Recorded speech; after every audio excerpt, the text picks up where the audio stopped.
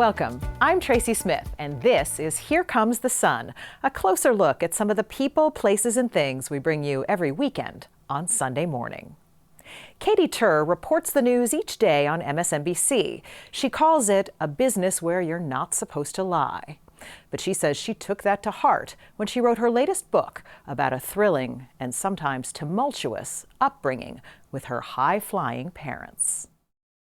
Growing up, how did you see your mom and dad? When I was a kid, they were the coolest people in the world. We had a helicopter. I got to go up in a helicopter. I knew how to fly a helicopter. It was a really unique and interesting childhood that nobody else had. Good to be with you. I'm Katy Tur. You might know Katy Tur as an MSNBC anchor or as a mother of two, married to our own Tony DeCopel. How do you get Mexico to pay for that wall? Only if I'm president. How does that happen? And you might recall her locking horns with then presidential candidate Donald Trump on the campaign trail. Puff the magic dragon. But in the 1980s, Katy was just a cute little kid with a seat on the wildest ride in town. More from my talk with Katy Tur coming up a little later in the show. As a kid, watching this, growing up in the midst of this, what was that like? Tumultuous. We would go out to lunch or to dinner, and you'd learn to eat really fast because at any moment the scanner would come to life and there would be a story, and you'd have to leave midway through the meal. So I learned to just shovel food into my mouth and be quick about it. Was everything in your life in those early years about the next story, about getting to the next story? It all revolved around it. I think some of my first words were smoke showing. Then Rita Braver with The Art of Joan Mitchell. Her work is strong, muscular, declarative, aggressive. It is everything that abstract expressionism thought that it wanted to be.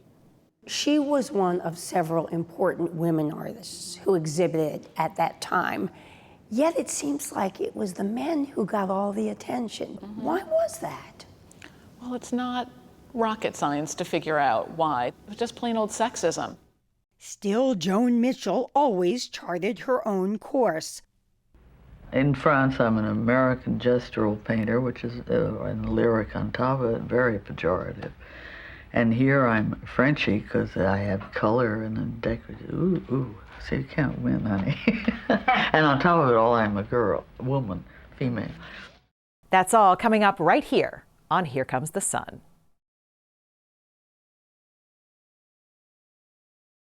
Katy Tur is certainly a force to be reckoned with. She anchors a show each day on MSNBC, tangled with Donald Trump on the campaign trail, and is the mother of two young kids at home. Where'd all that tenacity come from? I met up with her to find out. If you want to see everything in Los Angeles, you can't beat the view from a helicopter. I'm Bob Tur. I'm a helicopter pilot and reporter and have been for the past 20 years here in the City of Angels. And for much of the 80s and 90s, news chopper pilot Bob Tur and wife Marika Gerard saw it all. On any given story, Bob, who then flew for local CBS stations, would typically be first over the scene, and Marika would lean out the open door with her camera to capture the story, and at times, history. There were the '92 LA riots, the O.J. Simpson car chase. It would appear that the Bronco will continue north on the 405 freeway. And more catastrophes than you can count. Great picture. They started the Los Angeles News Service. I'm gonna get you. And when they started a family, Katy here and later James, they brought him up in the sky. Growing up, how did you see your mom and dad? When I was a kid, they were the coolest people in the world. We had a helicopter. I got to go up in a helicopter. I knew how to fly a helicopter. It was a really unique and interesting childhood that nobody else had. Good to be with you. I'm Katy Tur. You might know Katy Tur as an MSNBC anchor or as a mother of two, married to our own Tony DeCopel. How do you get Mexico to pay for that wall? Only if I'm president. How does that happen? And you might recall her locking horns with then presidential candidate Donald Trump on the campaign trail. Puff the magic dragon. But in the 1980s, Katy was just a cute little kid with a seat on the wildest ride in town. Here they are. In the documentary Whirlybird, you can hear her describing a crash scene. What do you see? I see some people in yellow coats. I think they're firefighters. The images were wild, and I was in a front row seat for it. Literally in the helicopter, feeling the flames on my shins. You could feel it. You could feel it. That close. Oh, yeah. And how old were you? 4, 5, 6, 7, 8, 9. Wow. Yeah. In her latest book, Rough Draft, from an imprint of Simon & Schuster, a division of CBS's parent company, Katy Tur describes her parents as broadcast pioneers who often put themselves in harm's way. Katy's mom, Marika. I know, and now that I think about it, I think this is ridiculous that the both of us were up in the air doing this dangerous stuff, and we have 2 kids. You know, what's going to happen if something happens to both of us? But at the time... Yeah, it was too much excitement, too much fun. It really was. It was exciting and it was fun. But the fun was often fleeting. Katy Tur says her dad could be demanding, abusive, and at times violent. He would come home in these fits of anger. Something would set him off, and he would get so out of control that he would throw his fist through a wall. And it happened often. I mean, we would go to the store, buy plaster them up. I remember him throwing batteries at my mother. The violence was always there. It felt like it was normal, like that was just how a relationship worked. You got angry, you got violent, you yelled and you screamed, and then everything was fine. But over time, she says, the situation got worse. And the reason we didn't call the cops was because Bob Tur's name in a police blotter means Bob Tur can't make any more money, and oh my God, we need to buy groceries. Right, but you know, that's why it kept going.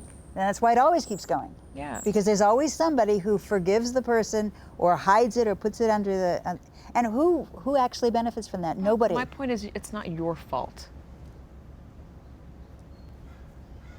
It's Dad's fault. There's a lot of fault to go around. Here we go. We took Katy Tur on her first helicopter ride in more than 20 years. Some things, like the feel of a chopper in flight, never change. How amazing is this? Who gets to grow up like this? Nobody. And some change has been dramatic. In 2013, her father called her with news that came as a bit of a shock. My dad said, I am a woman. And I said, what? And my dad said, I'm a woman. I'm transitioning. I'm going to become a woman. And I remember being, at first, puzzled, saying, you got to be joking. Are you kidding? What are you talking about? And my dad was adamant. I'm the wrong person. I'm going to become the right person. Don't you see? This is why I've been so angry. And it was really just, it was a lot. Now I'm here with my dogs. Zoe Tur now lives in Northern California. Katy and I were very close. She really looked up to me, and I failed her. No father wants to fail their daughter. Let me tell you what she says you did when she was younger. She says you get so angry that you'd punch holes in the wall and that you threw things like batteries at Marika. Is that true? Throwing batteries? Probably, yeah. Punching walls? There were a couple. I was in the news business, and we were under extraordinary pressure. I could be very intimidating, for sure. And if the kids felt I was intimidating, I apologize. I did the best I could. Katy Tur says they haven't seen each other in 10 years. And while they have different takes on why they're estranged, it's clear there's still love there. I'm not hiding anymore. And if it takes an act of public humiliation in front of a camera to make Katy feel better and feel vindicated, so be it. I'm happy to do that. I love her that much. So I am also afraid of heights. You can't get me anywhere near an edge, and I will seize up. But I can lean, I can press myself up against the glass and feel totally fine.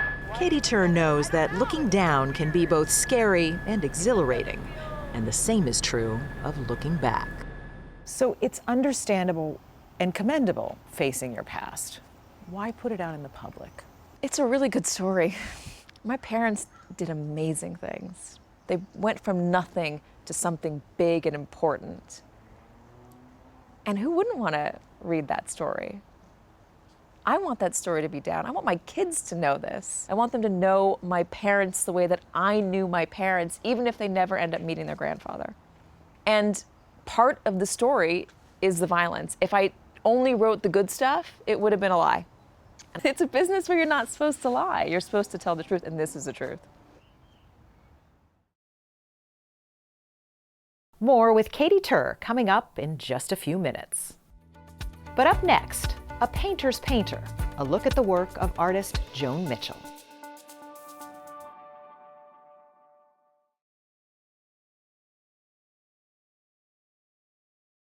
She may not have quite the fanfare of her abstract expressionist contemporaries, like, say, Jackson Pollock.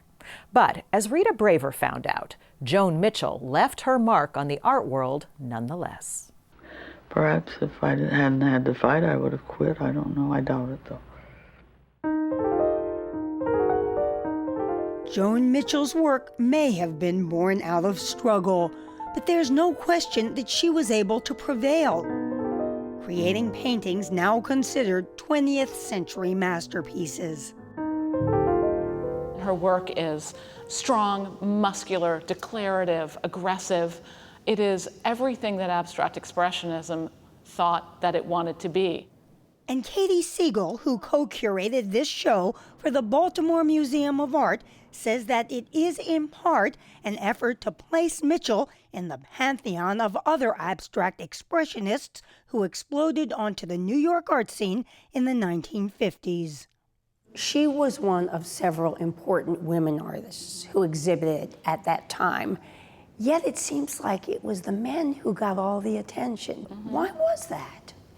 Well, it's not rocket science to figure out why. It was just plain old sexism. Still, Joan Mitchell always charted her own course. She was born in 1925 to a well-to-do Chicago family. Her father a doctor, and her mother the editor of a poetry magazine. She did athletics. She was a champion ice skater. She went to the symphony. She went to the Art Institute of Chicago, and it was a life of culture. It seems like she developed an early interest in both art and poetry. And when she was 11 years old, her father told her she had to choose one? Yes. Is that true? It is true. And he said, you have to be great at something. You can only do that one thing. And she chose. Mitchell would never look back. While her early work was figurative, by the time she was 25 and living in New York, she was moving further into abstraction. And she paints Figure in the City in 1950, and she said, I knew that would be my last figure, and it was. In 1959, she moved to Paris, where she made increasingly larger works. A decade later, she bought a country estate where the French Impressionist Claude Monet had once painted. How has her work evolved by this time? I mean, for one thing, that idea that she uses all colors, the full spectrum, has really developed here. And a really amazing use of white that just lights up the painting. Would she have been okay for me to say, it's gorgeous? Yes. She was not afraid of beauty, unlike most people in her generation. And as she said, I'm not of the make it ugly school. Mitchell was described as both charming and cantankerous. Her love life was tumultuous. A heavy drinker and smoker, she suffered from depression. And often traveling between France and the U.S., she said she always felt like an outsider. In France, I'm an American gestural painter, which is and lyric on top of it, very pejorative. And here I'm Frenchy because I have color and a decorative. Ooh, so you can't win, honey. And on top of it all, I'm a girl, woman, female. She's a painter's painter. However Mitchell thought she was seen, artists like Stanley Whitney, 20 years younger, acknowledged her influence. What did you want to learn from her? The freedom, and I wanted the color, and I wanted the space, the timing of it, the rhythm of it. And he says that works like Sunflowers show how skilled Mitchell became. It's magical how much she gets done by just making a mark. She knows so much about painting that she has total freedom to do whatever she wants. Joan Mitchell never got to see the prices of her work skyrocket. Blueberries sold for $16.6 million in 2018. She died of lung cancer in 1992 at age 67. Even though she died early, that's almost 5 decades of painting, but also the model of a life lived incredibly intensely. If art was at the center of her life, life is really at the center of her art.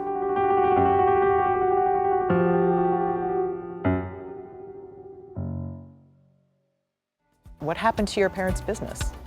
In my memory. We close the show with exclusive excerpts from my interview with Katy Tur. Stay with us. Suddenly, my parents didn't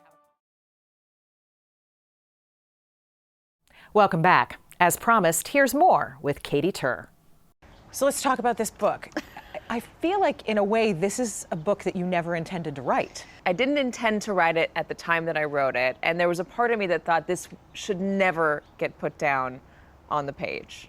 There was also a part of me that thought, hey, listen, this is a great story, and you're gonna have to get it down at some point. I think it just would have been a lot later than when I did it. I mean, you said, until this moment, I'd avoided my childhood and talking about my past. I wasn't ready to confront it. My childhood was complicated. It was a lot of fun. It was really cool, very unique. And when people would ask me about it, it was fun to say, I went in my parents' helicopter to have lunch in Catalina for the day, or I am obsessed with backyard pools because of how I grew up living in a helicopter. But then they ask, well, what do your parents do now? And what happened to the helicopter? And then it gets more complicated, and that's when I start to shut down. So it was easier just to stop talking about it. But you decided to talk about it. But in the middle of the pandemic, when I think everybody was wondering what the heck are we doing with our lives, I felt it intensely. I felt very dark. I wondered if journalism was the job that I actually wanted to do, or whether I just kind of fell into it, was forced into it. Whether I was making the world better or worse with the job that I did. I started to worry about the divide and partisanship and not being able to communicate, and whether I was helping or hurting that. And I also got a little bit paranoid, a little bit superstitious that I was turning 38 and Los Angeles News Service, my parents' business, fell apart when my dad was 38. And I started to wonder if this was when it was gonna end for me as well. Talk about the business that they built. What was Los Angeles News Service? So when I was really small, some of my earliest memories were going with them in the car to overnight stringer stories, overnight accidents, freeway accidents, seeing the jaws of life being used. They would compile these videos of all the horrible things that they had shot as, I guess, sizzle reels to try and sell tape. As a kid, watching this, growing up in the midst of this, what was that like? Tumultuous. We would go out to lunch or to dinner, and you'd learn to eat really fast, because at any moment the scanner would come to life and there would be a story, and you'd have to leave midway through the meal. So I learned to just shovel food into my mouth and be quick about it. Was everything in your life in those early years about the next story, about getting to the next story? It all revolved around it. I think some of my first words were smoke showing. Smoke showing. Smoke showing. There's a fire. Because on the scanner, if it says smoke showing, that's a fire that you probably want to cover. My mom says that I would see sirens and I would say, story, story, story. Everything was about the business. Everything was about chasing the next news story. It felt like that was my other sibling. It was me, my brother, the dog, and Los Angeles News Service. What happened to your parents' business? In my memory, around 1998, it all fell apart. And it felt very sudden to me. Suddenly, My parents didn't have a contract at KCBS any longer, which was their main employer. They didn't have a staff any longer because they all quit and went somewhere else. My grandmother died, and she was the business manager. She kept everything together. My dad had a heart attack. My parents were fighting more than they ever were, and they no longer had a reason to go up in the air. And then all of a sudden, they no longer had the ability to go up in the air. They didn't have a helicopter any longer. And it felt like time stopped. So how old were you when all of this went down? 14. So what was that like from your perspective?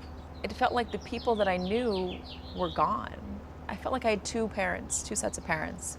One before I was 14 and one after I was 14. One where they were cowboys who couldn't be stopped, who had all of the confidence, who knew what they wanted and went out and got it, and they were successful. They embodied success. They were competitive. They beat everybody to anything. You could not stop them. After I was 14, you couldn't get them out of the house to do anything any longer. And as much as I hated growing up, them never being around, they never went to my baseball games or my basketball games and said they'd fly over and say, Katy Tur hit a home run. And that frustrated me. They weren't like the parents at PTA. They weren't doing the bake sale. They missed a lot of my school performances, and that made me sad at the time. Looking back after I was 14, I thought, well, I missed that version, because now you're always around. And I don't feel like I have anyone to look up to anymore. That's a lot for a 14-year-old. Feels like they gave up. I mean, I can only imagine you're trying to process that as you're processing all of the teenage things in your own life that are going on. I mean, 14 is about the time when boys would have wanted to date me because my dad had a helicopter, my mom had a helicopter, and we could go up in it. And that's when we lost it, which was a real bummer, because that's also the time when I got a whole lot of zits and I could have used some extra help. I'm Tracy Smith. Thanks for joining us. We'll see you here next time on Here Comes the Sun.